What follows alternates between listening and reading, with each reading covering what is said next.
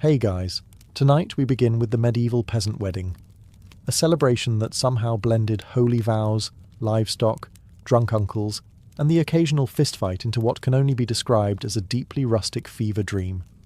So before you get comfortable, take a moment to like the video and subscribe, but only if you genuinely enjoy what I do here.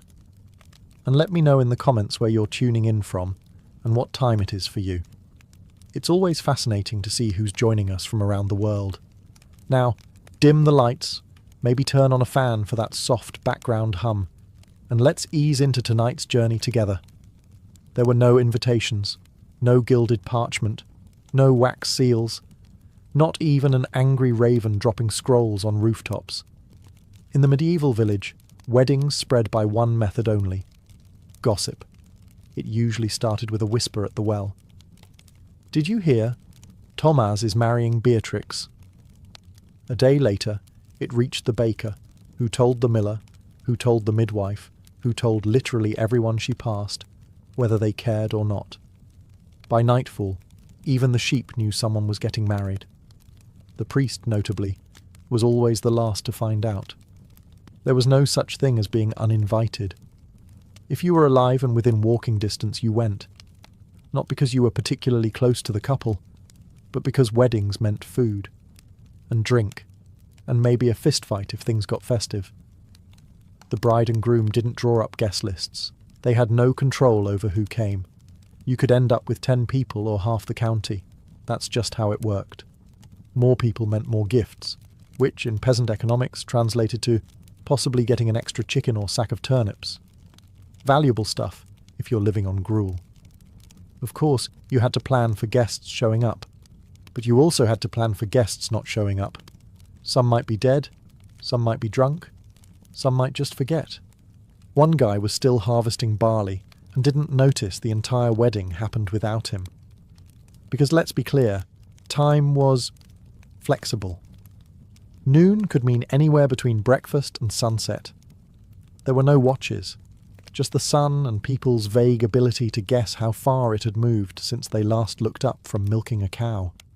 The bride and groom weren't fussed about seating charts or name cards. You sat wherever your behind landed, log, stone or haystack. And if the pig had already claimed your seat, well, too bad. The pig stays. In the medieval peasant world, formal wear was more of a suggestion than a standard. Fashion in this context wasn't about trends or elegance. It was about not being naked and maybe brushing the straw out of your hair. The bride did her best. She wore her nicest dress, which, to be fair, probably wasn't white. White fabric was impractical, expensive, and a magnet for every farm animal within a 2-mile radius. Instead, she wore brown, or grey, or off-grey, which had once been white before 3 harvests, and a sheep-related incident happened to it. She might weave a crown from wildflowers if it was spring, or ribbon from something vaguely decorative, like an old curtain or someone's spare belt.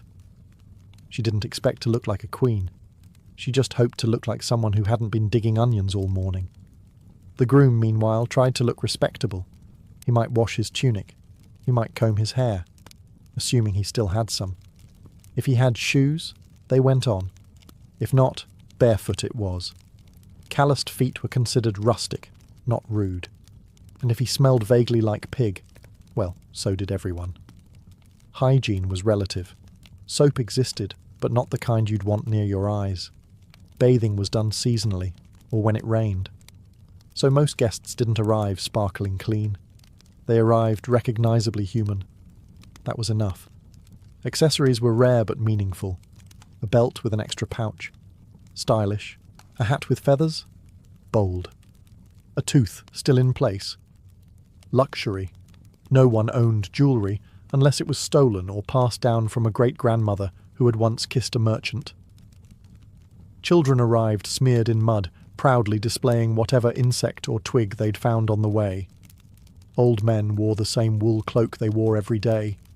Old women, wrapped in layers, cast judgmental glances at everyone, muttering, "When I got married," under their breath. But no one cared if your hem was frayed or your sleeves didn't match.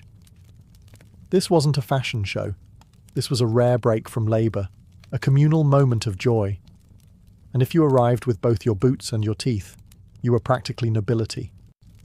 The wedding venue was wherever there was space and fewer than 5 pigs. Ideally, it was the churchyard.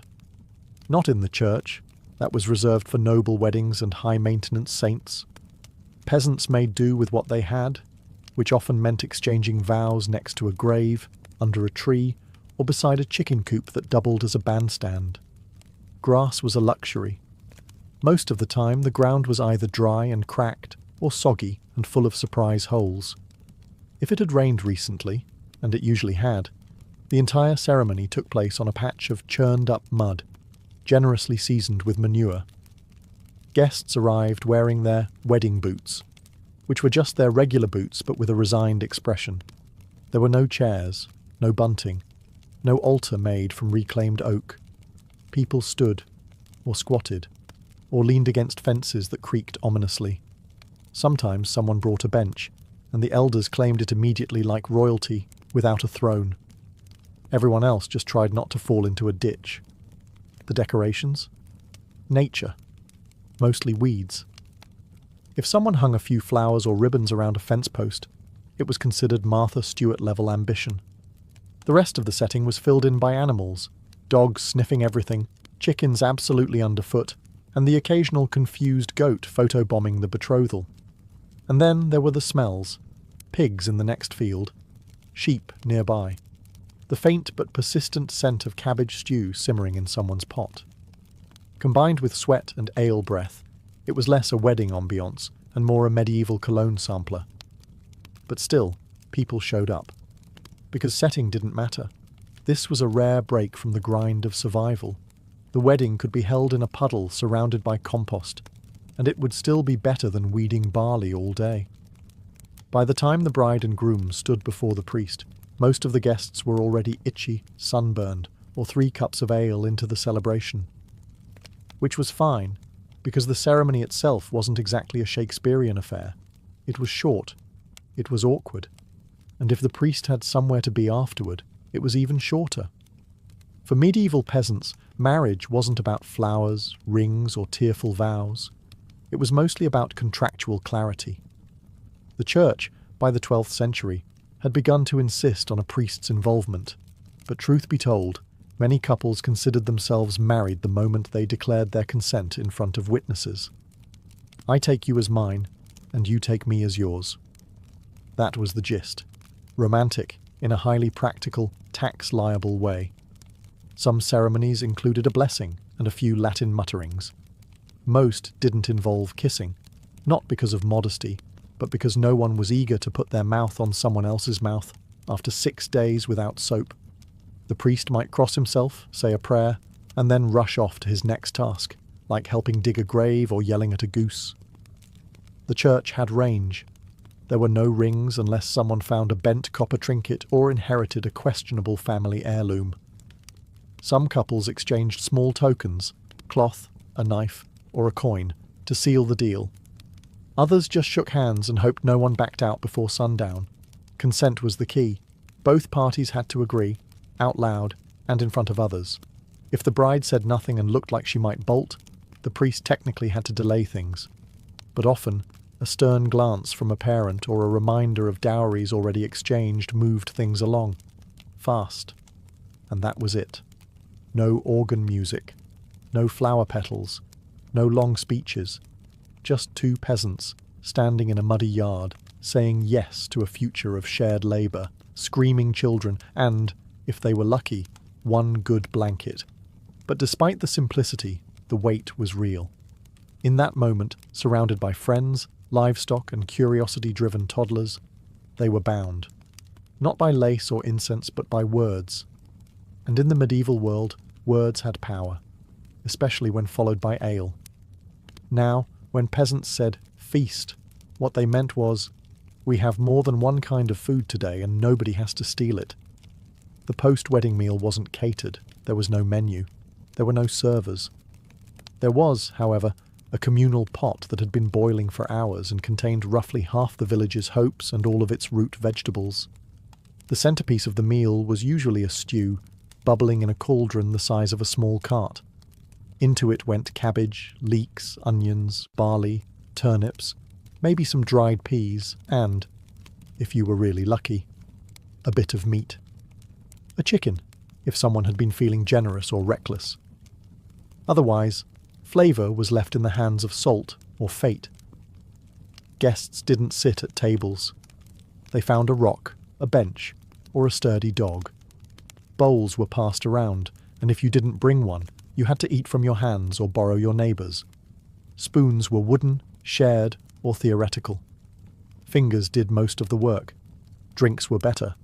Ale was plentiful, home-brewed and stronger than expected. It went down fast, burned slightly, and made even burnt stew taste like joy. Water was technically an option, but most people avoided it, since it often doubled as a bacteria cocktail. Ale, safer and more festive.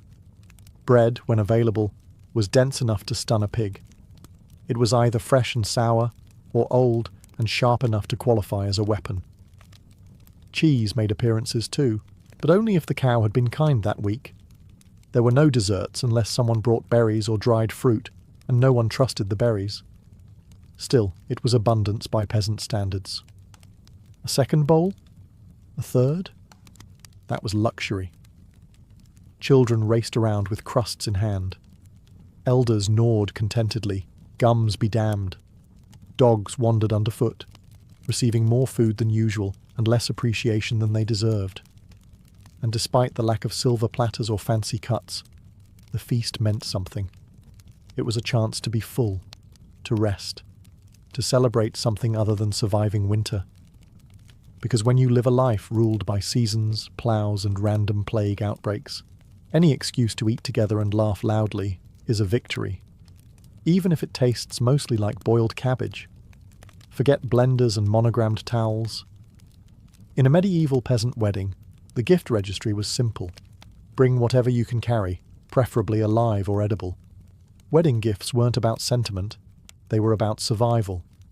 Guests brought what they had: a couple of eggs, a chunk of hard cheese, a chicken tied by its feet, or in truly generous cases, a small sack of grain. These weren't presents so much as practical investments in the couple's new life together, because nothing says, "Congratulations on your lifelong binding contract," like half a dozen turnips. Occasionally someone would arrive with something a bit more interpretive. An old hoe missing a handle, a wooden spoon with bite marks, a goat with a limp and questionable eyesight. But even that was better than arriving empty-handed. Showing up without a gift marked you as either very poor or very bold, and either way, people noticed. Money was rare. Most peasants didn't see coins often, and when they did, they tended to hoard them like dragons hoard gold. So the idea of giving money as a wedding gift was laughable. Goods, not coins, made the world go round. If someone gave the bride a jug of ale or a loaf of fresh bread, they were practically royalty. Sometimes gifts were recycled, and yes, that's as medieval as it gets. A goose given at your wedding might reappear at your cousin's wedding a year later, slightly older and angrier. There were whispers of one clay jug making the rounds for over a decade. No one remembered where it came from. No one dared keep it. But the gifts weren't just for the couple. They also played a role in community optics. Giving something useful proved you were invested in the household's success. It signaled goodwill, participation, and maybe a hope that when it was your turn to marry, someone would return the favour with a particularly plump chicken. And despite the randomness and re-gifting, there was warmth in it. These weren't luxurious things, but they were what people could spare. In a world where most had little, giving anything at all was an act of generosity, even if it squawked the whole way there. Every medieval village had its own cast of characters, and they all showed up at weddings, uninvited and impossible to miss. Think of it as a social reunion mixed with reality TV, minus the cameras and with more goats. First, there was the village loudmouth, usually an older woman who knew everyone's business and had no filter. She'd start with, "Bless the happy couple," and finish with, "Though we all remember what happened last harvest behind the bakehouse." She wasn't trying to stir the pot. she was the pot. Then came the local wise woman, part healer, part witch, full-time source of rumours. She would bless the couple with a mysterious herb no one could identify and mutter something like, "May your cows always give milk, unless they don't." People nodded solemnly. No one wanted to make eye contact. You'd also spot the retired soldier who hadn't fought a battle in 30 years, but still wore part of his dented helmet and told the same story about a skirmish near France that probably didn't happen. He'd shout, "To the bride and groom!" and immediately fall over. And of course the drunk uncle. Every village had one. Red-nosed, overly affectionate, and prone to yelling, "Love is war," while trying to dance with someone's grandmother. He'd gift a bent spoon or a suspiciously light jug of ale. Still, it was tradition. But beyond the personalities, the real engine of the wedding was gossip. Weddings were ideal breeding grounds for juicy whispers. Who showed up late? Who looked too cosy with the shepherd? Who brought a gift that looked suspiciously like the one they got last year? Nothing escaped notice. If the bride's dress had a stain, someone had an entire theory. If the groom looked pale, someone declared he'd been hexed. The talk started during the ceremony and would ripple out for weeks, woven into bread lines, passed between milk buckets, and baked into the village's collective memory. And honestly, people lived for it. Life was hard. Gossip was free. If you've ever been to a wedding where no one hired a babysitter, now imagine that, but with more mud, fewer teeth, and absolutely zero supervision. That's a medieval peasant wedding. Children were everywhere, not politely sitting, not carefully nibbling bread. No. They were tearing through the gathering like feral squirrels on a sugar high, fueled by stolen crusts and pure chaos. And no one stopped them. Not because adults didn't care, but because they were busy, eating, drinking, avoiding eye contact with their in-laws. In the absence of structured play or toys, kids got creative. They raced sticks down puddles, threw mud balls at chickens, dared each other to touch the priest's donkey. They used turnips as projectiles and haystacks as crash mats. At least one child always ended up in the stew pot, not in it, thankfully, but close enough to raise questions. Toddlers toddled directly into the ceremony. Babies were strapped to hips or simply plopped onto the ground like satchels. A child would cry every 5 minutes, either because they tripped, were bitten by another child, or had their only snack stolen by a passing dog. No one panicked. This was normal. The bride and groom often ignored the madness. Occasionally, the bride would grab a toddler by the collar mid-vow and hand them off to someone with, "Here, yours now." The child, unfazed, would simply scurry off like a tiny medieval gremlin. Sometimes there was a group of older kids, self-declared supervisors, who lorded over the little ones with all the compassion of tiny landlords. "No, you can't sit there." "Yes, we're allowed to take your bread." Lord of the Flies meets dirt and bad hygiene. In truth, weddings were some of the only times children were allowed, even encouraged, to be completely wild. It was understood. Let them burn off steam, while the adults did the same. If they didn't come back covered in scratches, bruises, and someone else's breadcrumbs, were they even at a wedding? By the end of the day, most children were passed out in hay piles, sticky and exhausted. A few had acquired minor injuries, but no one was surprised either. In the grand tradition of medieval peasant weddings, music was less organised performance, and more whatever sound someone could coax out of an object. If you were lucky, a local with a fiddle showed up. If you were very lucky, he knew more than one tune. The most common musician was that one guy, every village had one, who claimed he could play something. A flute, a pipe, a badly tuned lute with 3 strings and 1 dream. Sometimes the instrument was improvised. A pot lid and a stick, 2 jugs, or just enthusiastic whistling through missing teeth. If no one brought an instrument, well, congratulations. You now had a choir of ale-soaked uncles belting the one wedding song they all kind of remembered. The lyrics were vague, slightly inappropriate, and repeated until someone passed out or forgot the words, whichever came first. Drums, when present, were anything that made noise when hit. Buckets, barrels. One time, a well-fed goose in a sack. Rhythmic stomping was also a favourite, particularly useful since it doubled as dancing and scared away rats. The repertoire? Narrow. Most songs fell into one of three categories. Love songs, where someone definitely dies at the end. Drinking songs, where everyone dies at the end. Historical ballads, where everyone dies and loses their sheep. No one really cared about skill. Volume mattered more than melody. If you were loud and enthusiastic, you were a musician. If you had rhythm, you were a professional. If you could clap in time and not fall over, you were a legend. Children often joined in, adding high-pitched screeches to the mix. Dogs barked along. Occasionally, a rooster would try to solo. It was chaos, and yet, somehow, it worked. The soundscape was clumsy, off-key, occasionally alarming, but it filled the air with joy, or at least with noise, and that was enough. For peasants who rarely heard music beyond a church bell or the sound of rain on a leaking roof, this was magic. Brief, messy magic. Once the music started, and by music we mean rhythmic banging and someone whistling off-key, it was only a matter of time before the dancing began. And by dancing, we don't mean elegant waltzes or courtly steps. We mean stomping, flailing, and vaguely coordinated hopping, performed with the unhinged energy of people who had spent the last 6 months bent over in a barley field. There were no formal dances in peasant villages, no rehearsed routines. What you had was instinctual celebration, deeply chaotic, but undeniably sincere. People formed circles, lines, or something between the two, and just moved. There might be clapping, slapping, shouting, and stomping, often at the same time, and rarely in rhythm. Feet pounded the earth with enough force to startle birds and churn up mud.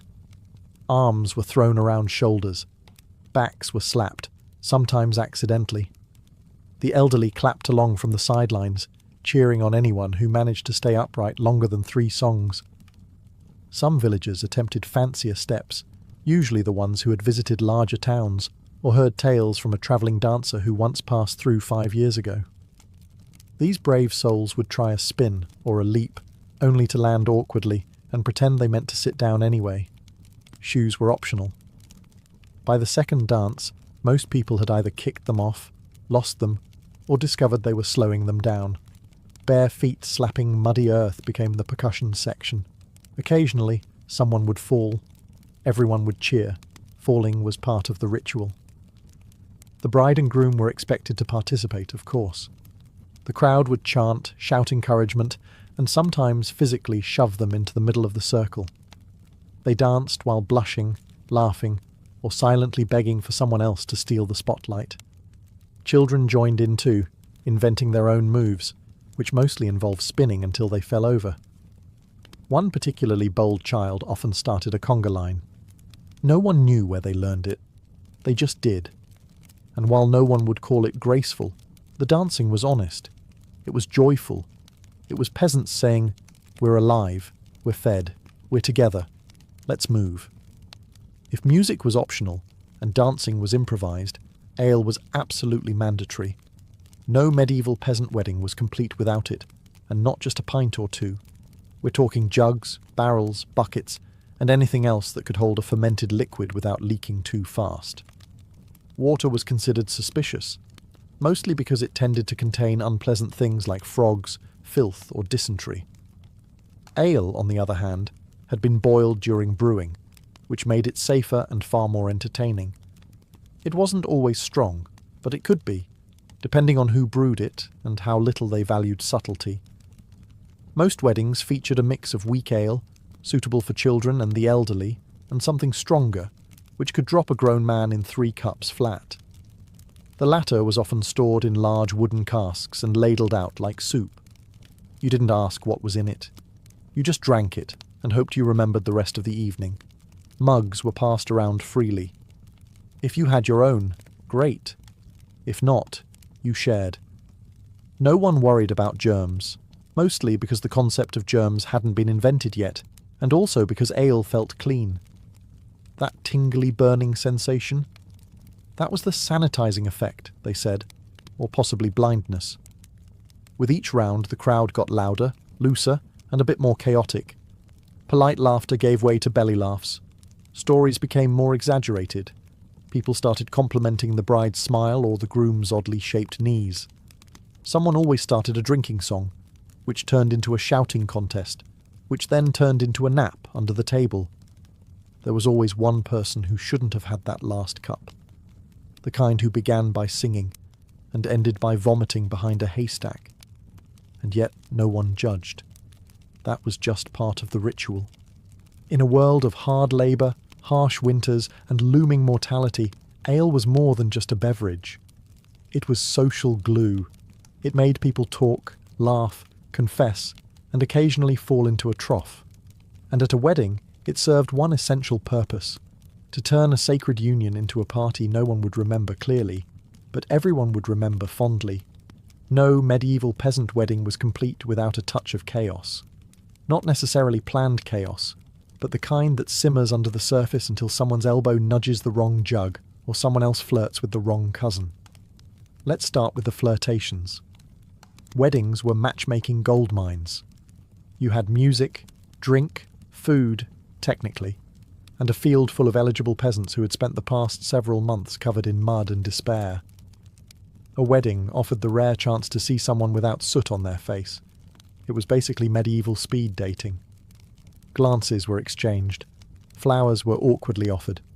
A few brave souls attempted poetry, which usually involved rhyming hay with May, and quickly losing their nerve. The dance floor was prime flirting territory, though most moves involved tripping into someone and pretending it was romantic. Of course, not all flirtations were welcome, and that's where the fights began. The most common triggers: someone danced too closely with someone else's intended. Someone spilled ale on a borrowed tunic. Someone insulted someone's goat. Again. The fights were rarely serious, mostly shoving, slurred shouting, and the occasional wrestling match in the mud that no one actually tried to break up. By the time it ended, both parties were usually too tired or too drunk to remember what they were arguing about. They'd shake hands, share a mug, and move on.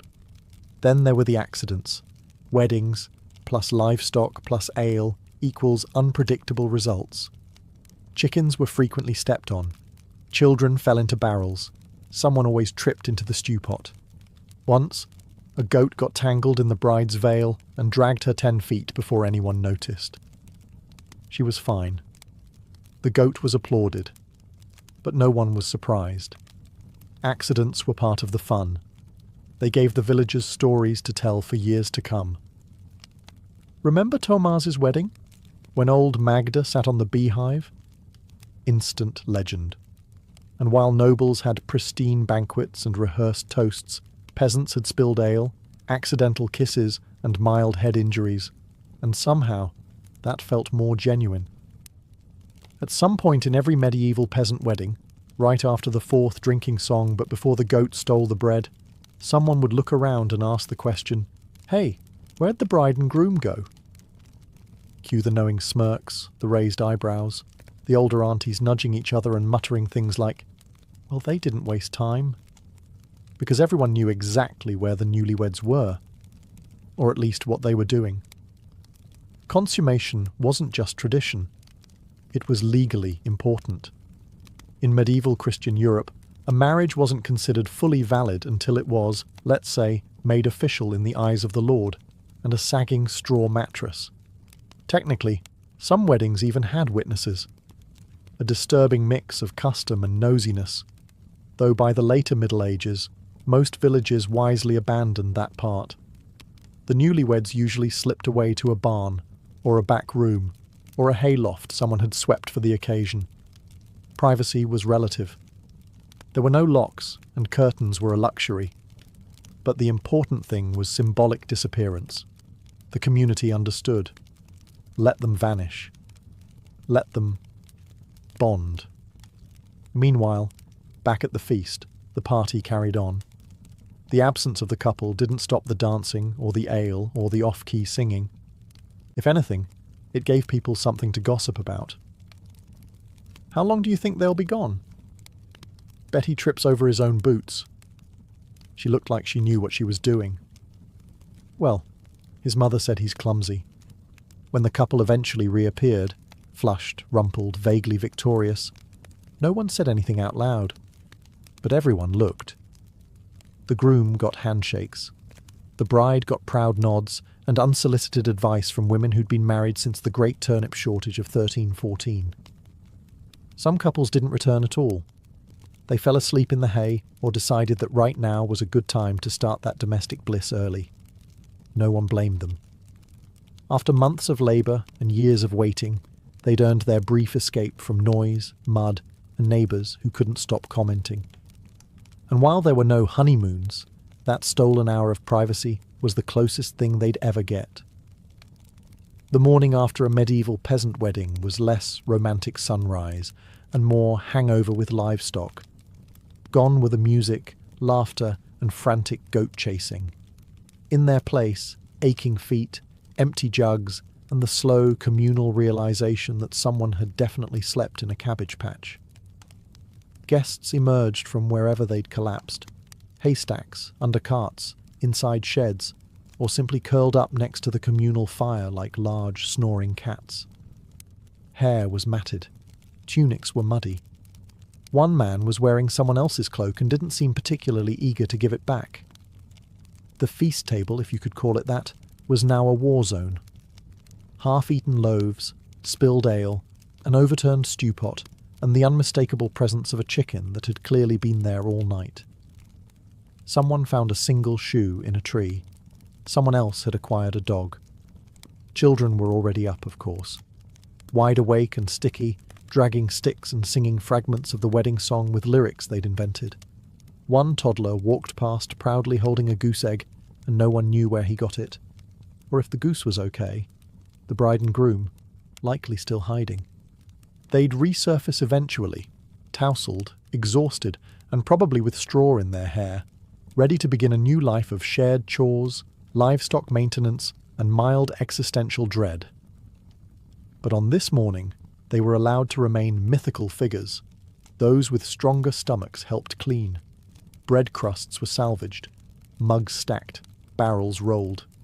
Others simply sat on logs, holding their heads and muttering prayers for silence, strong tea, or time travel. The priest walked by with a suspiciously smug look. He hadn't partied. He remembered everything. And worse, he was ready to talk about it. Yet, despite the mess, no one complained. There was a quiet satisfaction in the aftermath. The wedding had happened. The couple was married. The village had come together, danced, eaten, bled a little, and survived. That was enough. When you picture a medieval wedding, it's tempting to imagine elegance, flower garlands, flowing gowns, sweet music wafting through the trees. And that might have happened somewhere. But for peasants, the real legacy of a wedding was much simpler. It was mud, laughter, bruised knees, boiled cabbage, and community. These weddings weren't about prestige. They weren't spectacles meant to impress. There were no photographers, no planners, no mood boards. What there was, and what mattered, was presence. The whole village came out, not just to witness the vows, but to participate in something rare: joy. Because medieval life for peasants wasn't just hard, it was relentless. Hunger, disease, taxes, bad weather, and the occasional armed noble crashing through your barley field. Joy was brief. Fun was suspect. But weddings were the exception, a communal pause in the chaos. A moment where dirt-stained hands held bread instead of tools, and voices sang instead of swearing at rocks. Even if the stew was bland, the ale ran out, or someone got kicked by a donkey, it didn't matter. What mattered was that the village gathered to say, "These two people now face the world together. Let's all shout and spill things in their honour." And so the legacy of the peasant wedding wasn't captured in stained glass or chronicled in illuminated manuscripts. It lived on in stories told over bread fires, in the song hummed during the next harvest, in the smile between a couple sharing stew months later, now with calloused hands and shared debt. It was in the mud-streaked joy, the goose-related injuries, the whispered gossip that somehow became legend. It was real, it was messy, and it belonged to the people. And if the world ended tomorrow, as it occasionally tried to do in the Middle Ages, the villagers would at least have this memory. A day when life felt lighter, when no one worked, and when two people said yes to each other while chickens clucked disapprovingly nearby. Before the wine was poured or the lyre was plucked, there were rules. Lots of them. Despite the chaos and laughter later in the night, the Greek symposium was not some mindless frat party. It was ritualized, exclusive, and, strangely, sacred. You didn't just show up and start drinking. No, that would have been barbaric. First, you had to be invited. The host, known as the symposiarch, carefully curated the guest list. This was an all-male affair, freeborn men only. Slaves? They served. Women? Only courtesans or hetairai were allowed inside. Wives stayed home. The evening began with a meal, the deipnon, where everyone would eat reclining on couches, heads propped up on cushions like relaxed philosophers. This wasn't the symposium proper. This was the warm-up. No alcohol yet. That came after. Because once the food was cleared and the floor swept, the real event began. The wine was mixed with water in a large crater. To drink wine unmixed, as the Scythians did, was considered uncivilized. The symposiarch decided the ratio. Weak? You're here for conversation. Strong? You're here for chaos. It was a fine line. Too sober, and things stayed stiff. Too drunk, and Plato's dialogues turned into a Dionysian disaster. Now here's where it gets interesting. Every symposium had a purpose, usually philosophical, political, or poetic. But underlying all that was a sense of sacred leisure, what the Greeks called schola. This wasn't wasted time. It was where ideas were born, where young aristocrats sharpened their minds, played verbal games, composed impromptu poetry, and maybe, just maybe, fell in love. Before the debates started, libations were poured to Dionysus, the god of wine and divine madness. There was singing, sometimes by hired musicians, sometimes by the guests themselves. A flute girl might play. A courtesan might challenge a guest to a riddle. But everything was structured. The wine passed clockwise. Each round came with a toast. Drinking too fast was frowned upon. Getting sloppy was shameful. The ideal guest? Witty, graceful, and just drunk enough to tell the truth beautifully. In the end, the symposium was a performance, a place where men proved their intellect as much as their tolerance for wine. It was a dance between reason and indulgence, and if you broke the rules, you weren't just embarrassing yourself, you were insulting the very spirit of the gathering. The physical setting of a symposium was no accident. It was a stage for both mind and body to perform. The event typically took place in a specially designed room in the Greek household called the andron, reserved solely for men. It was a square space lined with couches, or klini, each wide enough for a man to recline on his side while propped up on one elbow. The centre was left open, perfect for servants to pour wine, dancers to perform, or for the occasional impromptu game involving tossing wine lees at a target. Yes, they had drinking games too. Light came from flickering oil lamps, and the air was thick with the scent of burning incense, roasted meats, and the occasional perfume worn by courtesans. It was intimate, sensual, and designed to lower inhibitions without erasing the intellect. The couches were arranged in a circle, encouraging eye contact, verbal sparring, and shared laughter. This wasn't just architecture, it was psychology. Everyone had equal status here. No one sat at the head of a table. No one was above another. This spatial equality fostered philosophical democracy, an egalitarian moment in a deeply hierarchical world. The mood could shift dramatically depending on the host and the mix of guests. Some symposia were political strategy sessions disguised as drinking parties. Others devolved into singing contests and naked dancing. And some, like the one described in Plato's Symposium, were lofty, abstract, and almost religious in tone. But they all began in the same place, with a shared space, a shared drink, and a shared sense that something important was about to happen. Even the decor mattered. Walls were often adorned with mythological paintings, Hercules feasting with the gods, Dionysus leading his drunken revellers, satyrs chasing nymphs. These were not just pretty images, they were reminders of the thin veil between civilization and ecstatic chaos.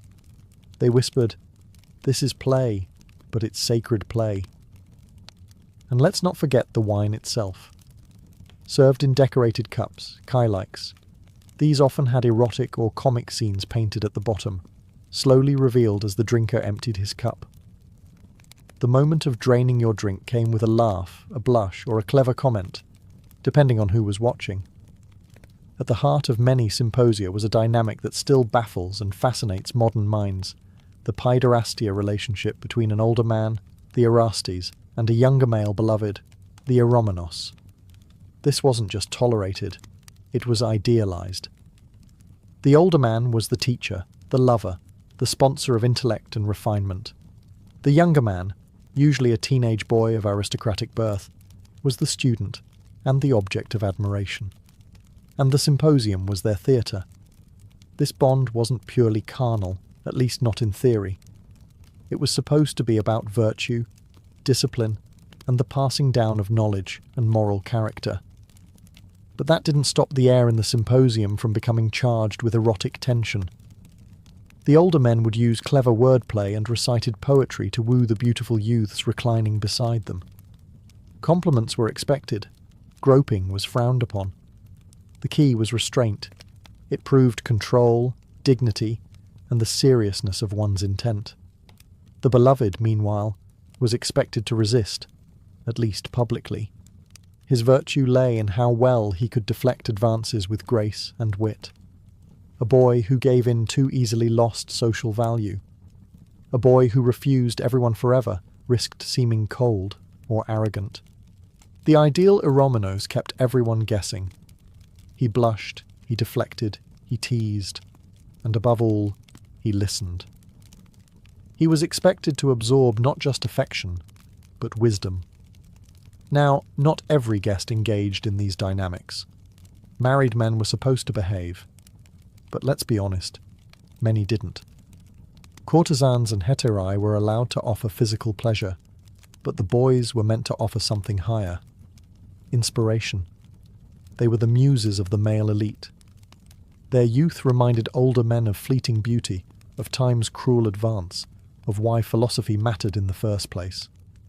Plato famously used a symposium to explore the nature of love itself, eros as a ladder, beginning with physical attraction and rising toward divine contemplation.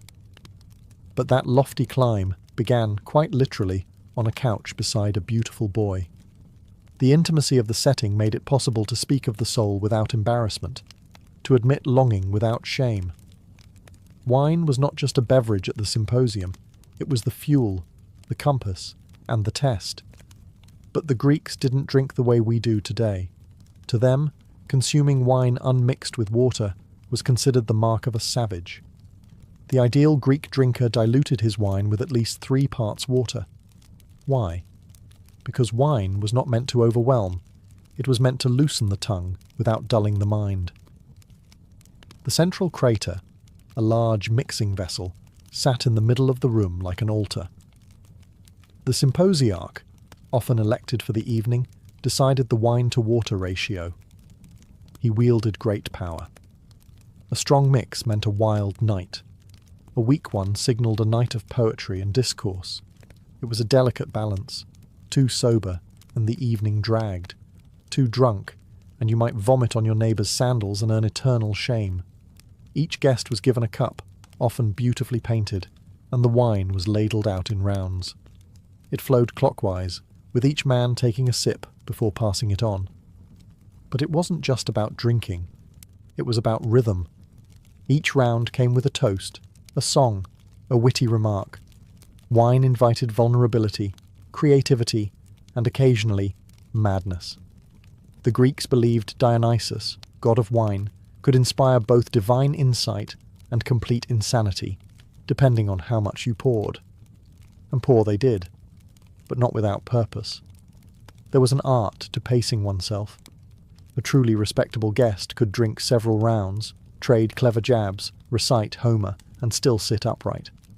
Losing control? That was for barbarians. In fact, the symposium was partly a training ground, to show that a real man could enjoy pleasure and still govern himself. Self-control, even in intoxication, was a virtue. That said, not all guests adhered to the ideal. The drunk who danced naked, knocked over the lyre player, or mistook the serving boy for a satyr became the subject of ridicule for years. Stories of symposium disasters were passed around like cautionary tales.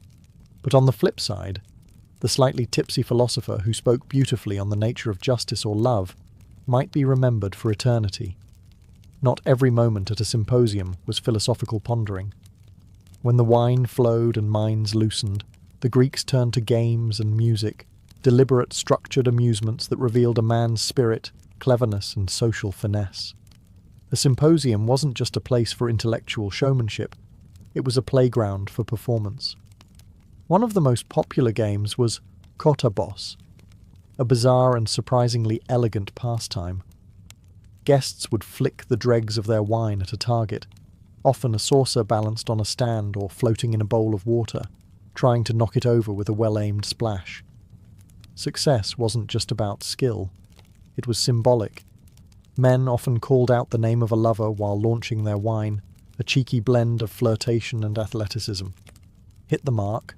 The gods approved your passion? Miss? Well, maybe you weren't worthy of her, or him. Music was ever present. A hired flute girl, olatrice, might play haunting tunes to accompany a toast or dance between courses. Sometimes she danced herself, swirling in rhythm with the rising heat of the evening. But the guests didn't just listen. They performed. Reciting Homer, improvising erotic poetry, or singing drinking songs was not optional. It was expected. A man who couldn't carry a tune or deliver a clever verse was silently judged, even pitied. But the real performance was verbal. Witty banter, sympathetic conversation, was an art form. Verbal duels tested memory, wordplay, philosophical knowledge, and charm. Men would pose riddles, challenge each other to poetic improvisation, or tell biting jokes. It wasn't about cruelty, it was about finesse. The best conversationalist was quick, thoughtful, and slightly provocative. And then there were the riddles, sometimes philosophical, sometimes obscene. A well-timed riddle could silence a room or send it into raucous laughter. The most admired guests could deliver a dirty pun and a theory of justice in the same breath. And if the room was right, if the wine was balanced and the company sharp, the entire event took on a magical atmosphere, half performance, half revelation. The goal of it all wasn't just to impress, it was to connect, to build bonds, to let personality, intellect, and desire intertwine. In this playful chaos, reputations were made, or destroyed. Because in the Greek symposium, you weren't just judged by what you thought, but by how cleverly you could say it while half drunk and draped in a tunic. While Greek wives stayed behind closed doors, barred from the intellectual and sensual world of the symposium, another kind of woman moved freely through the flickering lamplight. Hetairai. These high-class courtesans were not mere entertainers or sex workers. They were educated, witty, and trained in music, conversation, and seduction. They weren't just present at the symposium, they were vital to it. A hetaira could recite poetry, sing alongside the lyre, debate philosophical ideas, and outflirt even the cleverest aristocrat. Unlike most Greek women, she was not confined to the household. She could own property, attend parties, and even accumulate wealth. Some became legendary, like Aspasia, the famed partner of Pericles, who was rumoured to have taught rhetoric to Athens' greatest minds. But make no mistake, their position was complex. They walked a thin line between celebrated and scorned. Revered for their intellect and charm, They were also objects of lust and satire. Still, in the wine-soaked world of the symposium, the hetaira was often the only woman who could speak freely and be heard. Their presence changed the dynamic. With them, the evening was no longer just a boys' club of philosophy and flirting. It became a charged, unpredictable dance of power and performance. A well-placed remark from a hetaira could deflate a man's ego or spark a debate that lasted all night. They were conversational warriors, trained to challenge, tease, and occasionally humiliate. Eroticism was always in the air, but it wasn't always consummated. The flirtation, the tension, that was the point. Some heterae were lovers, others remained distant, using allure as leverage. They played by their own rules, often using their beauty and wit to climb socially or manipulate political alliances. For many men, these women represented a fantasy: female companionship without domestic duty, sensuality without obedience, intellect without inhibition. They were free in a way that Greek wives could never be, and that made them both intoxicating and dangerous. In a room designed for male pleasure, the heterae were a reminder that true control was never fully in male hands. They could ruin a joke, redirect a debate, or inspire a poem that would be remembered for generations. In a culture obsessed with power and performance, they were masters of both. While the symposium had its fair share of games, flirtation, and poetic excess, its greatest legacy may be intellectual. Beneath the laughter and rising intoxication, something remarkable happened. Serious thought took root. These were not mere drinking parties. They were laboratories of the mind. Somewhere between the third cup of wine and the last riddle, the guests often launched into debates that would shape Western philosophy forever. The most famous example, of course, is Plato's Symposium, a fictionalized account of a real gathering where Socrates, Alcibiades, Aristophanes, and others explored the nature of love. But this wasn't an isolated event. Across Greece, especially in Athens, symposiums were known as places where ideas collided. Public issues, metaphysics, morality, and human desire were all on the menu. These debates weren't lectures, they were battles of logic, of wit, of emotional conviction. The setting mattered. Wine lowered defences, humour softened blows, and the intimate space gave permission for vulnerability. You could challenge a man's view on justice, his belief in the gods, or even his sexual preferences, and if you were clever enough, earn his respect. One of the central themes was eros, erotic love, not just in the carnal sense, but as a philosophical force. Socrates, through Plato, described love as a ladder. It starts with physical attraction, rises through appreciation of beauty, and culminates in the contemplation of the eternal form of beauty itself. That idea? It was born at a symposium, but other topics came up too. What is virtue? What makes a man wise? Can the soul be immortal? Is pleasure a good in itself, or merely a distraction? These were not academic questions. They were urgent, personal, and delivered in between sips of spiced wine. It's no coincidence that many of the great thinkers of Greece, Socrates, Plato, Xenophon, frequented symposia.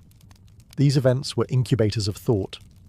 They offered a rare combination: leisure, intellect, sensuality, and challenge. And unlike public forums, the symposium allowed for nuance. You could speak freely, revise your opinions mid-sentence, or offer an idea half-formed and see where it went. For all their intellectual ambition and poetic charm, symposia could, and often did, spiral into chaos. While philosophers dreamed of truth and beauty, reality had a habit of barging in, wine-soaked and staggering. The symposium's tightrope walk between order and indulgence didn't always end well, and when it failed spectacularly. Take Alcibiades, for example, the handsome, brilliant, and deeply scandalous Athenian statesman. He famously crashed the symposium in Plato's dialogue, already drunk, crowned with ivy like Dionysus himself. Instead of offering a sober reflection on love, he gave a wildly personal and sexually charged speech about Socrates. It was funny, emotional, and borderline inappropriate. The line between admiration and desire blurred, and what was meant to be a noble evening turned into an unfiltered outpouring of drunken obsession. But Alcibiades' antics weren't just awkward, they were prophetic.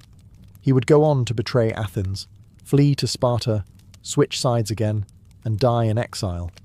His love of wine, performance, and recklessness mirrored the dark side of the symposium culture.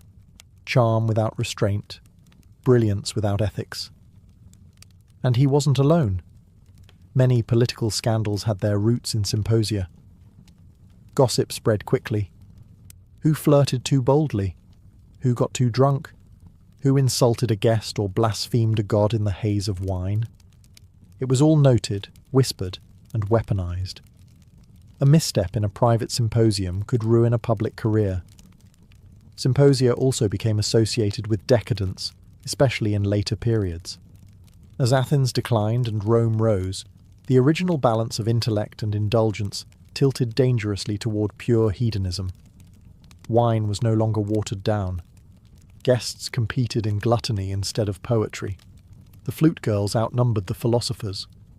And what was once sacred play became cynical performance. Even the Spartans, famously austere, mocked Athenian symposia as soft, effeminate, and corrupt. To them, the very idea of reclining on couches, debating love while sipping diluted wine, seemed like a recipe for moral decay. And in some ways, it was. Yet the Greeks were aware of the risks. That's why moderation was so prized. A man who could keep his dignity while drunk, charm without seducing, and argue without humiliating was the true hero of the symposium. Long after the last crater was emptied and the last lyre note faded, the Greek symposium left behind something far more enduring than a hangover. A legacy of intellectual culture that still shapes how we think, talk, and connect today.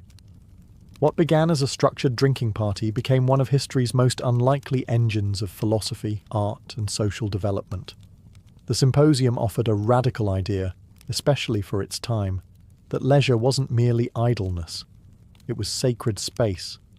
Schola, the Greek word for leisure, is the root of our word school. That's no accident. The symposium turned leisure into a crucible for learning. It proved that wisdom didn't have to come from temples or classrooms alone. It could emerge amid wine, laughter, flirtation, and flame-lit debate. Plato's Symposium is the most famous relic of this world, and its impact is hard to overstate. It gave us not just a model of structured philosophical dialogue, but enduring concepts like Platonic love, the ladder of Eros, and the idea that beauty and truth are intimately connected. The format of that work, men reclining, drinking, and riffing on a shared theme, would become the prototype for everything from university seminars to late-night salons. The Romans inherited the symposium and transformed it into the convivium, a more lavish, less philosophical affair, but the structure remained. Medieval and Renaissance thinkers reawakened the spirit of the symposium in their own salons, circles, and societies. And even today, we carry echoes of it. The dinner party that turns into a deep conversation at midnight, the book club that spends more time on existential questions than the actual book, the podcast where two minds drink, laugh, and dissect reality. Even the symposium's flaws have left their mark. The gender exclusivity, the hierarchies of beauty and age, the danger of excess, all remain relevant as cautionary tales in how communities are built and broken. But perhaps its greatest gift was the idea that pleasure and thinking need not be at odds. That beauty, desire, humour, and intellect could all share a single room. That truth could be seduced, not just reasoned.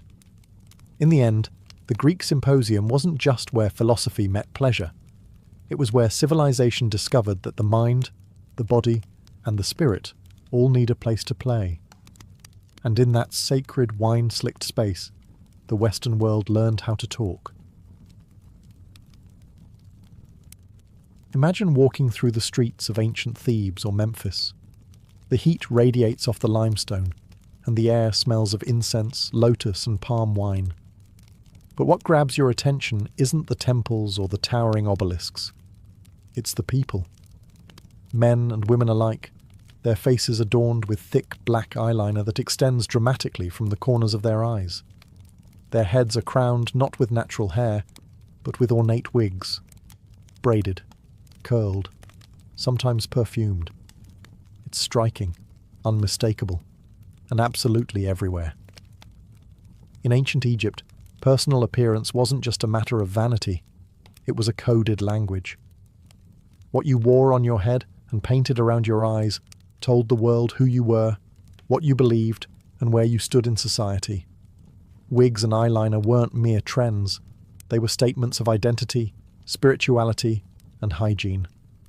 Eyeliner, made from a dark green pigment called malachite, or the more famous coal from galena, a black lead sulfide, was applied with careful precision. The look was bold, but not just for beauty. It was believed to protect the eyes from harsh sunlight, much like how athletes today use black grease. More importantly, it had deep spiritual and medicinal significance.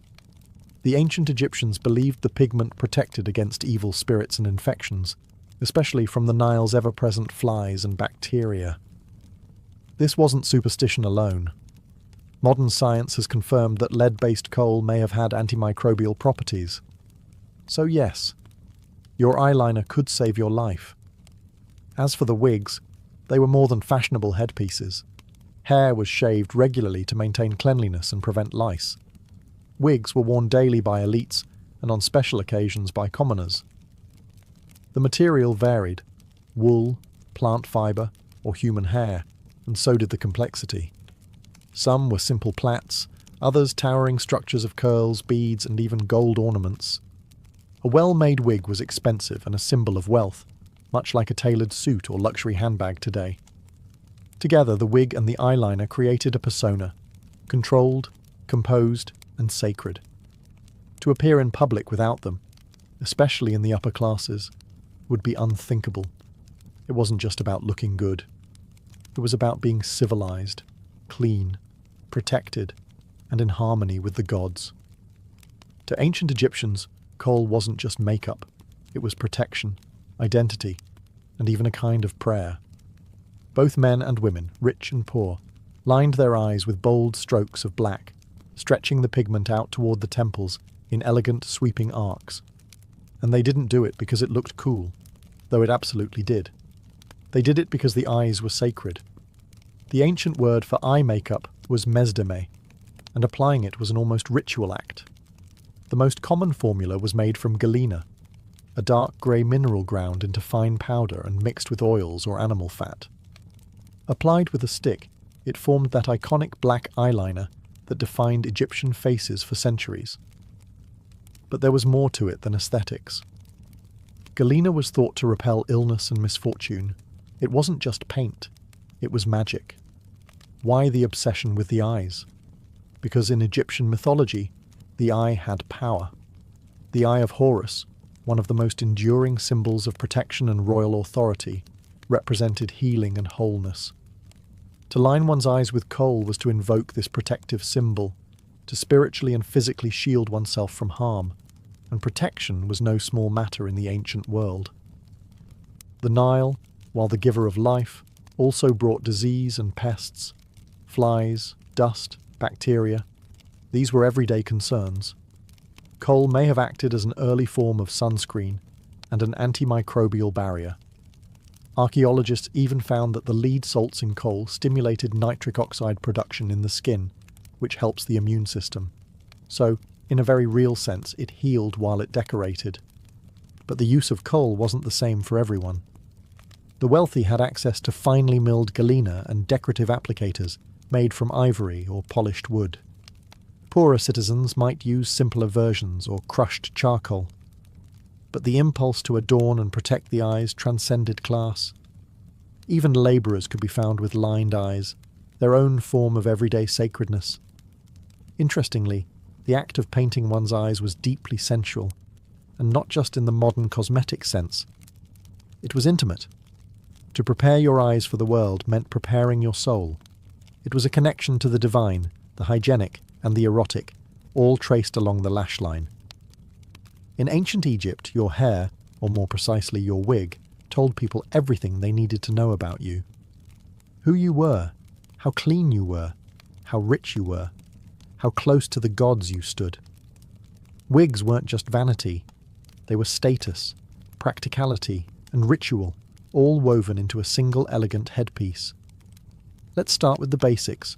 Most Egyptians shaved their heads. The reasons were practical and cultural. In the sweltering Egyptian climate, real hair was hot, sweaty, and a magnet for lice. Shaving it off was cleaner, cooler, and far more comfortable. But walking around bald didn't exactly scream elegant. So, enter the wig. Wigs were usually worn by the elite, pharaohs, priests, and wealthy nobles, but even middle-class citizens had simpler versions. They were made from a variety of materials depending on your social standing. The richest Egyptians commissioned wigs made from human hair, sometimes mixed with plant fibres or sheep's wool to add volume and structure. These wigs could be styled with elaborate curls, tight braids, or layered plaits, often set with beeswax and perfumed cones of scented fat that slowly melted into the scalp as the day wore on. In a word, luxurious. The shapes and styles were also statements. A short, geometric bob might indicate a formal occasion, while long cascading locks with golden beads screamed royal power. High-ranking priests often wore specific styles associated with their temple duties, and children, even royal ones, were sometimes depicted with the famous side lock of youth, often shaved clean, except for one ornate braid. But wigs were more than just aesthetic armour. They were deeply symbolic. To cover one's head was to signify control, purity, and divine alignment.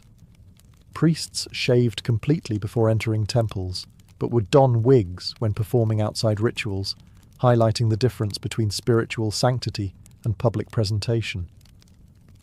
Over time, wigs became heirlooms, passed down or buried with their owners.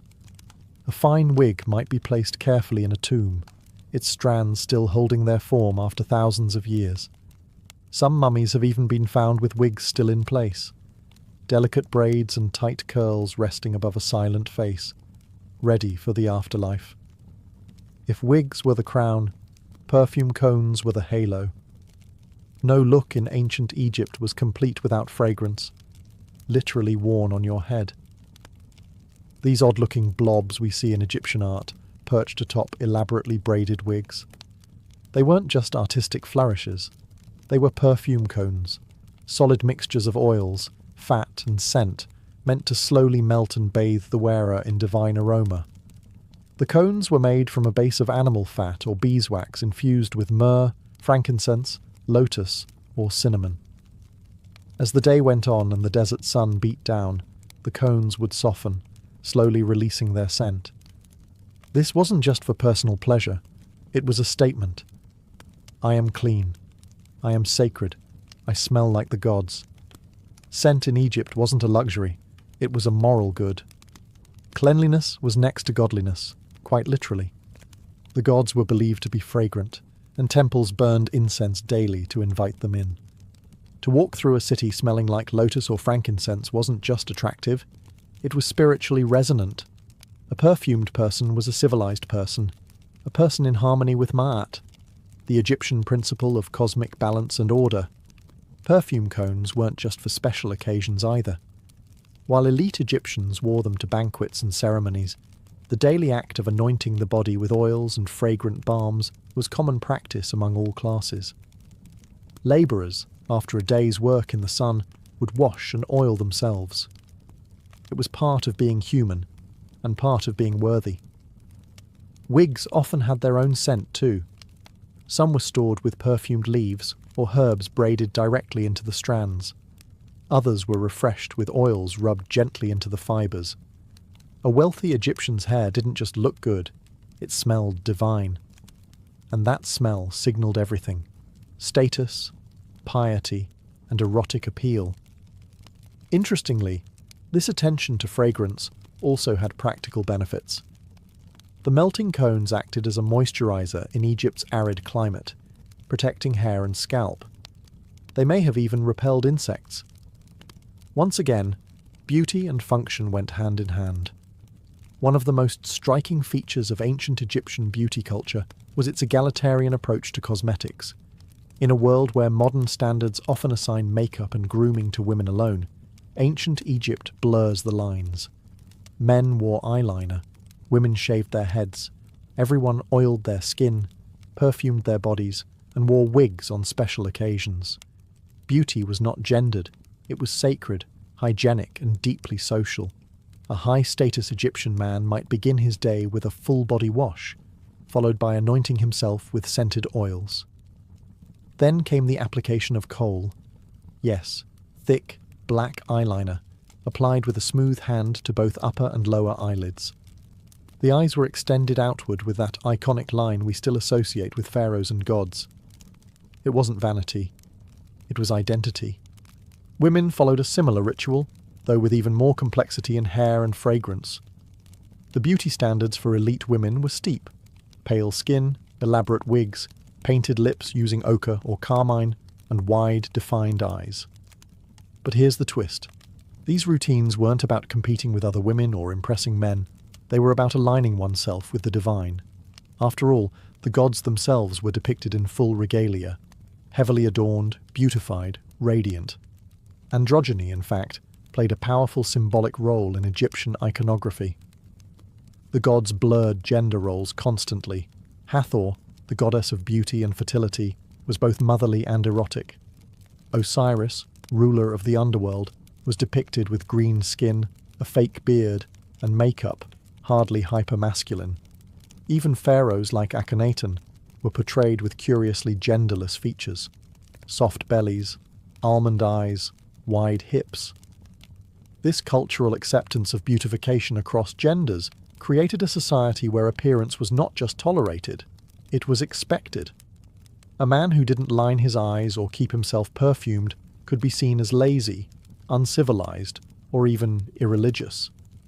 Personal grooming wasn't an indulgence, it was a duty. Even servants and labourers partook in the ritual, though with simpler materials. They might use soot instead of galena, plant oils instead of expensive perfume, linen wigs rather than human hair. But the impulse was the same: to present oneself as whole, clean, and worthy of respect. In ancient Egypt, to be clean was to be close to the gods. Dirt wasn't just unpleasant, it was unholy. And personal hygiene was a form of spiritual discipline. That's why wigs, eyeliner, perfumes, and cosmetics weren't just accessories of wealth or vanity. They were physical proof of your class, your discipline, and your worthiness to participate in society. Let's start with the basics. Hair. Shaving the head and body was common among both men and women. Hair trapped sweat and lice, enemies in the desert climate. A clean-shaven scalp signified order, self-control, and spiritual cleanliness. That's why priests, who served in temples, were required to shave completely and bathe multiple times a day. Their ritual duties demanded not just piety, but visible purity. Wigs then became both a practical and symbolic solution, offering style while allowing one to remain ritually clean underneath. Bathing was a daily practice for anyone who could afford the time and water. The wealthier you were, the more elaborate your hygiene routine. Wealthy households had footed basins and servants who poured water scented with lotus or rose petals over your body. You'd scrub yourself with natron, a naturally occurring mineral salt that served as soap, and follow it up with a generous application of oil to keep the skin supple. Your fragrance, too, told others how much you were worth. A cheap oil made from castor or moringa might get you through the day, but frankincense, cinnamon, or lotus oils, those marked you as someone of distinction. To be clean and perfumed was to be respectable. To be unwashed or smelly wasn't just a personal failing, it was a social scandal.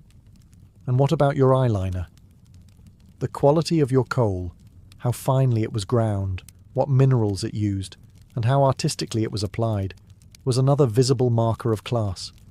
Sloppy lines or cheap materials would betray you immediately. A nobleman's kohl case might be made of ivory or alabaster.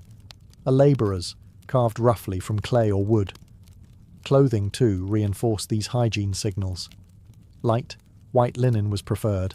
clean, breathable, and symbolic of purity. Stains or unwashed fabric suggested laziness or low status. In ancient Egypt, beauty wasn't just for the living, it followed you into the afterlife. The same kohl, wigs, and perfumes that signalled cleanliness, class, and devotion in daily life were carefully included in tombs to accompany the dead. Death, to the Egyptians, was not the end. It was a transition, and you were expected to look your best when meeting the gods. Tomb paintings and grave goods reveal just how deeply beauty rituals were tied to funerary practices. Elite mummies were buried with jars of cosmetics, coal pots, wig boxes, mirrors, scented oils, and even combs and razors.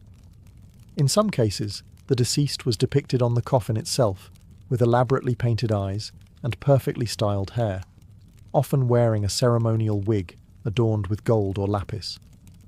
The message was clear. The soul should arrive in the next world clean, composed, and divine. Priests who prepared the body performed rituals that included cosmetic application. They painted the eyes with black lines, re-anointed the skin with oils, and sometimes even fitted the deceased with a wig before wrapping the body in linen. The intention was twofold: preserve the body and elevate the spirit. Beauty here wasn't just ceremonial, it was transformational. The opening of the mouth ceremony, one of the most vital rites for the dead, symbolically restored the senses, sight, smell, speech, to the departed soul. The beautifully lined eyes of the deceased were not merely symbolic. They were meant to see again in the afterlife. The perfume cones and sacred oils helped the spirit smell the sweet air of paradise, and the polished mirrors ensured the dead could admire their own perfected form for eternity. Even gods of death and protection were depicted as beautiful. Anubis, the jackal-headed embalmer, appears with black-lined eyes and sleek, idealized features. Isis and Nephthys, protectors of the dead, were always shown with perfect hair and divine cosmetics, models for both the living and the dying.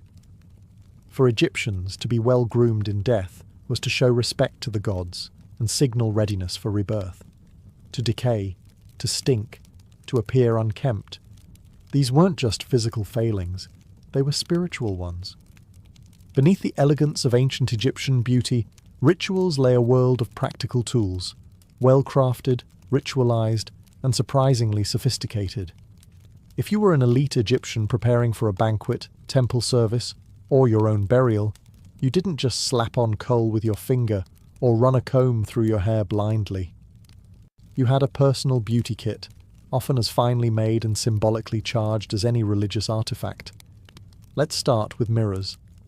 Made from polished copper or bronze, these handheld discs gleamed enough to reflect the face clearly, at least for those who could afford them.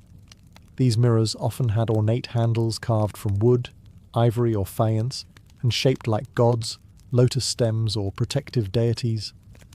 Gazing into one was not just about vanity, it was a reminder of order, symmetry, and divine harmony. Kohl applicators were another essential. These were not flimsy brushes but thin rods, sometimes carved from bone, ivory, or metal, designed to dip into stone or ceramic pots filled with powdered galena or malachite.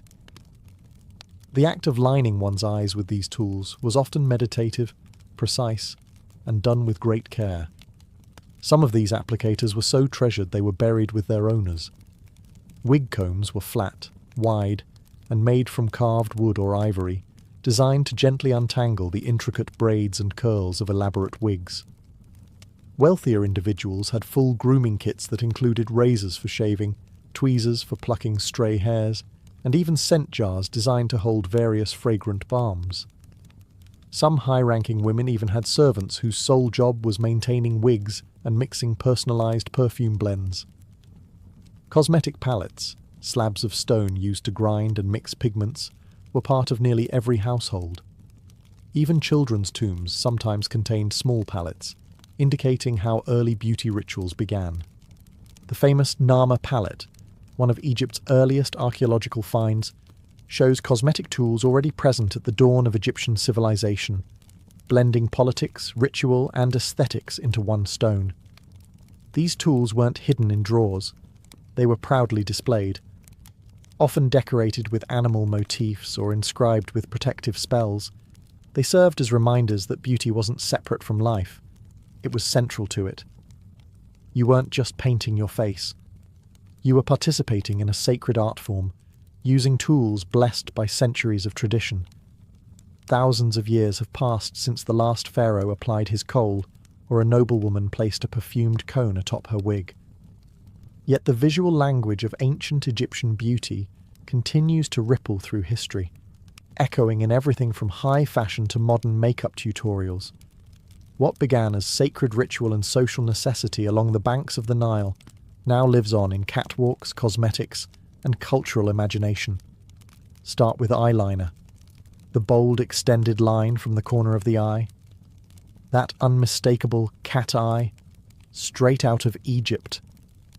Cleopatra didn't invent the look, but she certainly perfected it. And her image, widely circulated in art and cinema, turned Egyptian eye makeup into a global symbol of allure, mystery, and power. Today's eyeliner trends, whether high fashion or everyday glam, still chase that same elongated, dramatic form born in the temples of Hathor and the tombs of queens. Wigs, too, have made their rounds. Ancient Egyptians treated them not as mere fashion, but as expressions of hygiene, status, and control. Today, they represent transformation, identity, and even empowerment, worn proudly by celebrities, cancer survivors, and cultural performers alike. In many ways, the modern wig still carries the same message. I choose how I present myself to the world, and let's not forget skincare. The Egyptians were early masters of moisturizing, exfoliating, and perfuming the body. They used oils, salts, and clays not just for function, but as expressions of spirituality and discipline. Today's multi-step skincare routines, their DNA can be traced straight back to the anointing jars of Thebes. Even in pop culture, ancient Egyptian beauty refuses to die. Films, music videos, fashion shows, and cosmetics branding continually mine the visual power of Nefertiti's cheekbones or Tutankhamun's dramatic mask. These weren't just royalty, they were icons. Their beauty standards, once grounded in sacred belief, have become shorthand for elegance and mystery. But what endures most is the idea that beauty is never just about looking good. For the Egyptians, it was health, holiness, identity, and social structure, all painted in black coal and sculpted in curled wigs. And in a world that still wrestles with image, self-expression, and ritual, their message remains timeless. Beauty is power. Beauty is protection. Beauty is purpose. And from the temples of Karnak to the vanities of today, that truth still lines our eyes.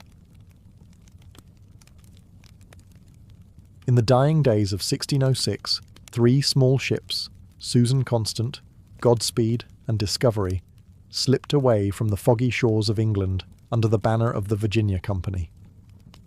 A private joint stock enterprise, the Virginia Company wasn't launching this voyage for charity or for the Crown's glory. It was a business venture, driven by dreams of gold, silk, spices, and, above all, profit. What they got instead was mud, disease, starvation, and a tiny, fragile outpost that would become the seed of British America. The men aboard these ships were a curious blend. There were seasoned sailors and labourers, but also many gentlemen, men with swords and titles, but no farming experience. Most had no idea how to build a colony. Few had ever done hard manual labour in their lives. Their expectations were wildly out of step with the reality waiting on the other side of the Atlantic. After more than 4 months at sea, including a stop in the Canary Islands and a storm-battered journey through the Caribbean, the expedition finally arrived in what would later be called Virginia. On May 14th, 1607, the settlers selected a swampy, uninhabited peninsula along the James River to build their settlement. They named it Jamestown, in honour of King James III. From a defensive standpoint, the site seemed ideal. It was far inland enough to avoid detection by the Spanish Navy, and surrounded by water on 3 sides, offering protection from possible native attacks. But the location came with a cost. Brackish, undrinkable water, rampant mosquitoes, and poor soil. It was, in almost every practical sense, a death trap. Still, they unloaded their supplies and began constructing a wooden fort. The settlers had little idea what awaited them. Harsh summers, freezing winters, and a thin supply line stretched across the ocean. Within weeks, illness began to spread. The water made them sick. Food was scarce. Leadership was weak, arguments constant. And yet, in that miserable, mosquito-infested patch of land, they laid the first stones of what would eventually grow into an empire. The gamble was massive. The risk was astronomical. But the dream of empire, wealth and glory drove them forward, blind to the disaster that was already beginning to unfold. Jamestown had been founded. But survival? That was a whole other matter. From the moment the settlers set foot on Jamestown's soil, death began its slow, relentless march. The land was lush with promise, but the reality turned cruel. The water was brackish, too salty to drink safely and too polluted to support life. Crops failed to grow in the sandy, marshy soil, and the men, mostly unused to hard labor, were not prepared to farm, fish, or hunt effectively. Within weeks, dysentery, typhoid, and malaria began to spread. Food supplies ran low almost immediately. Their original stockpiles, brought across the Atlantic, were never meant to last through an entire year. The settlers had counted on regular resupply ships and perhaps some quick local harvesting. Neither materialized. Most of the colonists were gentlemen or craftsmen, not farmers. They lacked the knowledge to grow crops in a new climate, and too many refused manual labor altogether, considering it beneath their station. The summer of 1607 was punishingly hot. Disease ravaged the population. Insects were everywhere. Drinking water from the river only worsened their condition. As hunger grew more desperate, the settlers turned to increasingly grim measures. They boiled leather for broth. They scavenged for roots, acorns, and even snakes and rats.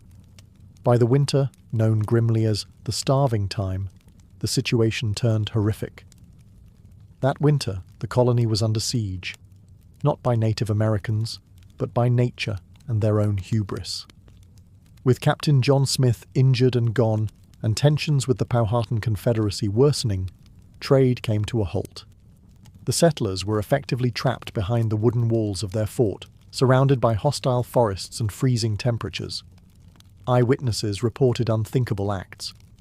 The colonists resorted to cannibalism, exhuming corpses and boiling human flesh to survive. George Percy, one of the colony's leaders, later wrote of how they were driven through insufferable hunger to eat those things which nature most abhorred. Of the roughly 500 colonists alive in the fall of 1609, only about 60 survived to see the spring. If Jamestown had a turning point in its early chaos, it came in the form of one man, Captain John Smith. Soldier, adventurer, and, as he loved to remind everyone, survivor of many battles, Smith was not a nobleman. He didn't wear a powdered wig or carry a fancy title. But what he lacked in social standing, he made up for in grit, audacity, and hard-earned experience. Exactly what the floundering colony needed. By the fall of 1608, with the death toll rising and morale near collapse, Smith took command. He didn't ask politely. He seized control. The gentlemen who had refused to work found themselves on the receiving end of his infamous policy. He that will not work shall not eat. It wasn't a metaphor. Smith enforced labour, dividing the settlers into work gangs for building, farming, and securing firewood. No one was exempt, not even the gentlemen. Starvation had no respect for social rank. Smith also recognized the necessity of building relationships with the surrounding Powhatan tribes. Where others had treated the natives with suspicion or hostility, Smith brought diplomacy backed by force. He traded copper pots and beads for corn and grain, using gifts, threats, and strategic shows of strength to secure food. These exchanges weren't always peaceful, but they often worked. In a time when famine haunted every meal, Smith's ability to secure supplies kept the colony from total collapse. He mapped the Chesapeake Bay with military precision, drawing the first accurate charts of the region. These would prove invaluable to future settlers. His exploration also revealed how little the English knew about the land they claimed. They weren't in a void. They were surrounded by powerful, organized native societies that vastly outnumbered them. Despite his success, Smith wasn't loved. He was abrasive, egotistical, and quick to insult his enemies, which in Jamestown was practically everyone. In 1609, a gunpowder explosion left him badly injured. Whether it was sabotage or an accident remains unclear, but the result was final. Smith was sent back to England. Without his leadership, Jamestown fell once more into disarray, but the foundation he laid, discipline, diplomacy, and survival, left its mark. Captain John Smith didn't build a utopia. He built a chance, and in the wilderness of Virginia, that was more than most could manage. Long before the English ever set sail, the land they arrived on was already governed. It was not empty wilderness, but the heart of a vast and powerful Native American empire, the Powhatan Confederacy. Led by Wahunsenacau, referred to by the English simply as Chief Powhatan, this alliance of over 30 tribes controlled the entire Chesapeake region. They had established villages, cultivated fields, trade networks, and a complex political system. The English were not pioneers, they were intruders. At first, Chief Powhatan saw an opportunity. The newcomers brought metal tools, beads, mirrors, and weapons, items the Powhatans valued. A limited relationship might prove useful, especially if the English remained small and dependent. Early on, food and trade were exchanged. Diplomacy, strained though it was, held, but it was always precarious.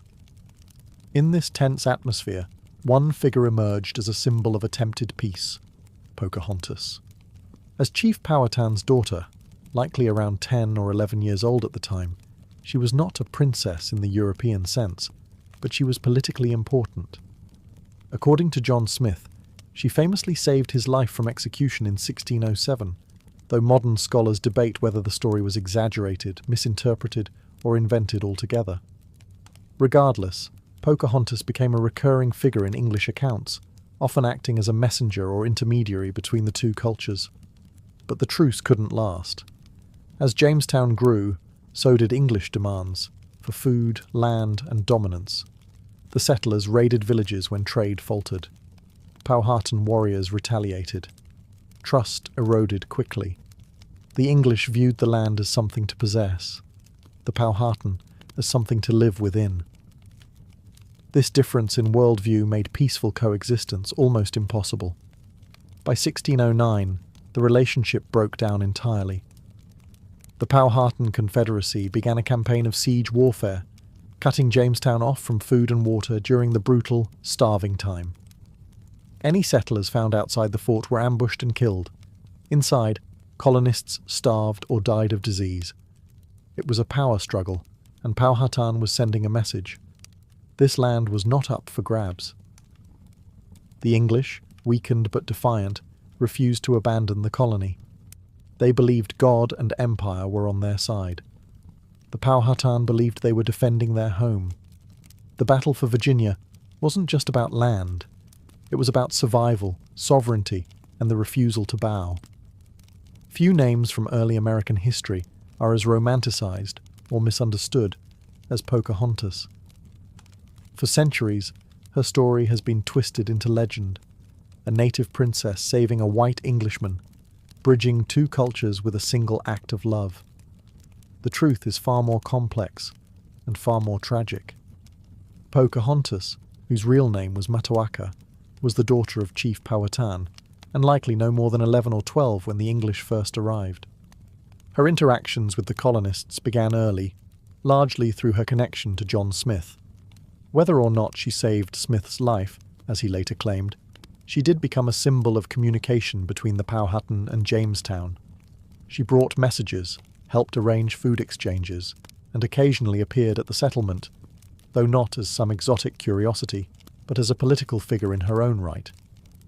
As tensions grew and diplomacy collapsed, Pocahontas disappeared from the English record for several years. Then, in 1613, everything changed. During one of the many skirmishes between the colonists and native tribes, Pocahontas was captured by the English and held as a bargaining chip. Her captors demanded her father return English prisoners and stolen weapons. Chief Powhatan stalled. Pocahontas remained in captivity. During her imprisonment, Pocahontas converted to Christianity and was baptized as Rebecca. Some say she did so willingly, others argue it was a coerced conversion. Either way, the transformation made her an ideal tool for colonial propaganda. She married John Rolfe, a tobacco planter, in 1614. Their union temporarily helped secure peace between the English and the Powhatan in what came to be known as the Peace of Pocahontas. But this was no fairy tale. Pocahontas never returned to live among her people. In 1616, she was taken to England as a living advertisement for the success of the Jamestown experiment. She was paraded before nobles and King James himself, dressed in English gowns, speaking their language, her identity overwritten by colonial ambition. In 1617, while preparing to return to Virginia, Pocahontas died suddenly, likely of illness. She was around 21. Her death ended any illusion that harmony between the English and Powhatan could be sustained. Pocahontas lived between two worlds, never fully belonging to either.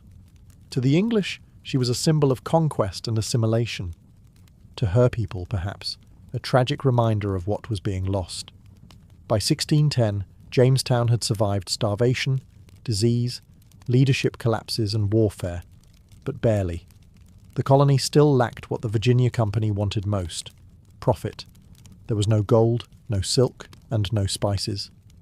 Investors back in London were growing restless. Colonization was expensive, and Jamestown was starting to look like a costly failure. What the settlers needed was a cash crop, something the English market would crave. And they found it in a leafy, bitter plant: tobacco. Enter John Rolfe. A young widower and ambitious planter, Rolfe brought with him a strain of tobacco seeds from the Caribbean, specifically Nicotiana tabacum. Unlike the harsher native variety used by the Powhatan, this imported tobacco was smoother, milder, and far more addictive. English consumers couldn't get enough of it. By 1612, Rolfe had successfully cultivated his first crop. Within just a few years, tobacco transformed Jamestown from a starving outpost into a booming economic enterprise. The plant thrived in the warm, humid Virginia climate. Tobacco fields began to sprawl outward from the fortified town, turning once hostile land into agricultural gold. The English had found their reason to stay. But tobacco came with a price. The crop drained soil nutrients quickly, requiring ever more land to maintain yields. That meant encroaching on native territory, further inflaming tensions with the Powhatan. The push for profits clashed directly with indigenous survival. Labour was another issue. Tobacco was incredibly labour-intensive. At first, the English relied on indentured servants, poor Europeans who worked for several years in exchange for passage to the New World. But even this wasn't enough. Within a few decades, Jamestown would begin importing enslaved Africans to meet the demand, laying the groundwork for a brutal system of slavery that would shape American history for centuries. Still, tobacco gave the colony life. Exports soared. New settlers arrived. Land grants expanded. Jamestown was no longer just an imperial experiment. It was a functioning, profitable settlement. It wasn't the future the Virginia Company originally envisioned. They had dreamed of finding gold mines and building cities. What they got was a muddy patch of land and fields full of tobacco. But it worked. And for England, that was enough. Tobacco didn't just save Jamestown. It bound the future of the American colonies to the soil, to labour, and to a deadly kind of success. In August of 1619, a ship anchored near Point Comfort, not far from Jamestown. Aboard were around 20 African men and women, captured by Portuguese traders seized by English privateers, and now sold to the English colonists. Their arrival marked a moment both understated and monumental, the first recorded instance of Africans being brought to English North America. The ship, the White Lion, had captured its human cargo from a Portuguese slave ship en route to the Spanish colonies. Once in Virginia, the Africans were exchanged for food and supplies. Official records described them as 20 and odd Negroes, and their exact legal status remains debated by historians. Were they slaves in the full sense? Or were they treated like indentured servants, expected to earn freedom over time? The truth is complex and ominous. Early records show that some Africans, like Anthony and Isabella, did gain freedom and even owned property. But as tobacco profits grew and labour needs increased, the lines between indentured servitude and racial slavery began to harden. What began ambiguously would, within a few decades, evolve into a rigid system of race-based chattel slavery. At first, these Africans joined a colony already dependent on forced labour. The fields of tobacco needed more hands than the English could provide. Indentured European labourers were dying of disease or fleeing into the frontier. The colonial economy was hungry, and African labour, perceived as more durable and less costly in the long term, offered a solution. The 1619 arrival is often considered a foundational moment in American history, not just for Jamestown, but for the nation that would emerge centuries later.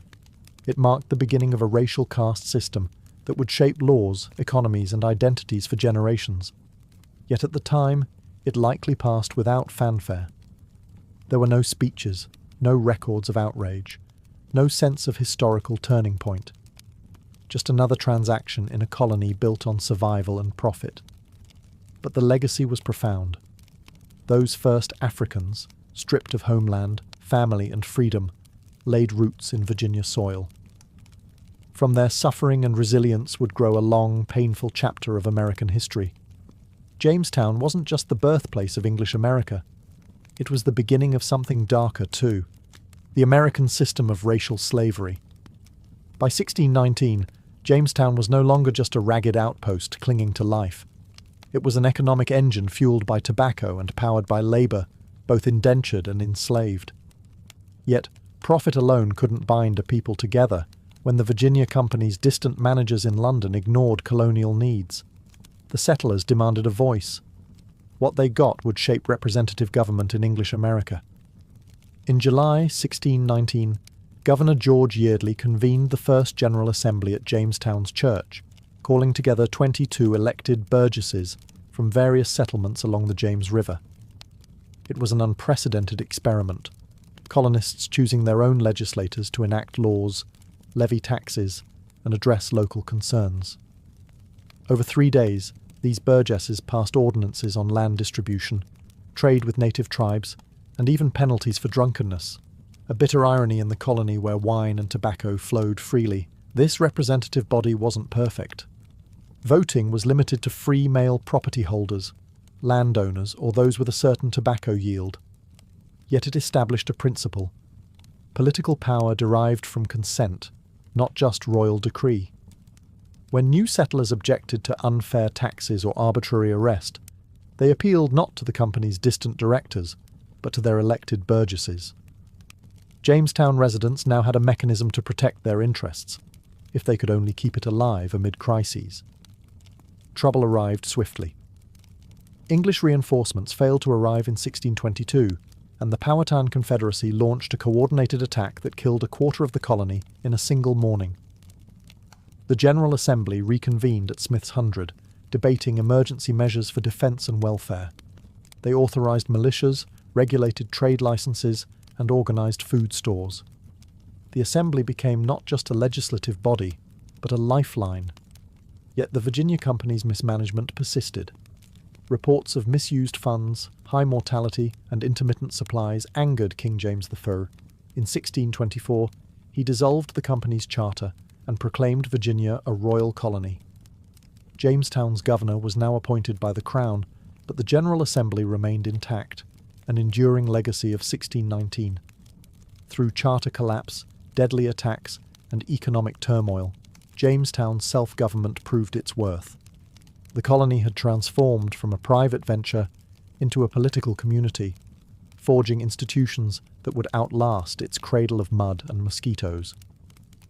As tobacco fields expanded and new settlers arrived, the idea that ordinary colonists could elect representatives became woven into the DNA of English America, a seed planted at a battered church in Jamestown, ready to bear fruit in the centuries to come.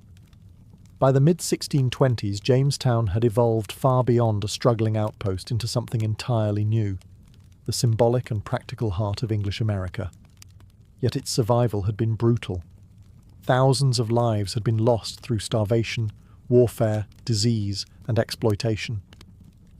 The settlement's resilience, however, set a pattern that would shape the future colonies, the United States itself, and the modern world. Jamestown established critical precedents, both good and troubling. Politically, it pioneered representative government in North America. The General Assembly, founded in 1619, gave settlers a direct voice in local laws and taxation, laying the groundwork for American democracy. It showed colonists they could govern themselves, not perfectly, but independently. When tensions eventually arose between colonies and the British Crown, it was this deeply rooted tradition of self-rule that would fuel the revolutionary spirit. Economically, Jamestown's tobacco success was equally influential, binding future American prosperity to agricultural exports. Tobacco cultivation sparked a plantation economy that demanded vast amounts of land and labour.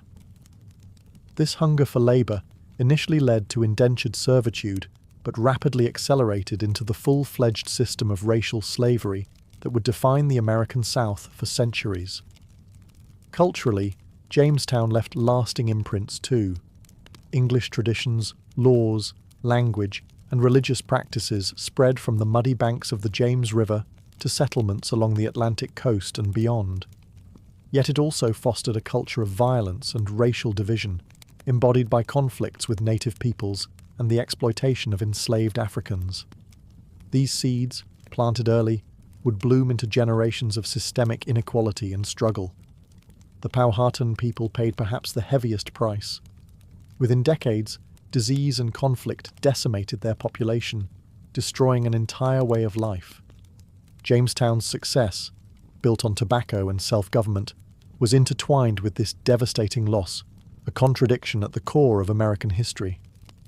Today, Jamestown is remembered not as a simple triumph, but as a story of survival, courage, greed, oppression, and innovation.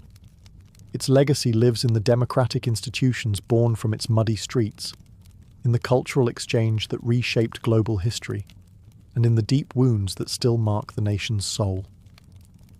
Ultimately, Jamestown's true legacy is complexity itself, a tale not easily simplified into heroes or villains. Instead, it remains a raw, honest mirror reflecting what America would become. Ambitious, contradictory, inventive, and often painfully human.